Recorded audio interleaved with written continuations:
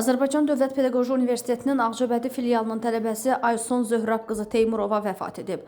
O dünən dünyasını dəyişib. Bu barədə universitetin rəsmi Facebook səhifəsində bildirilib. Aysun Teymurovanın hansı səbəblə vəfat etdiyi məlum deyil.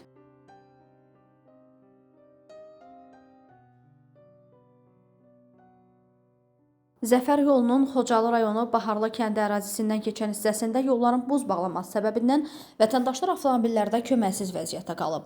Bununla bağlı Fövqəladə Hallar Nazirliyi məlumat yayıb. Əraziyə Nazirliyin, Dövlət Yanğından Mühafizə Xidmətinin, Şuşa şəhər yanğından mühafizə hissəsinin yanğın söndürən xilasediciləri cəlb edilib.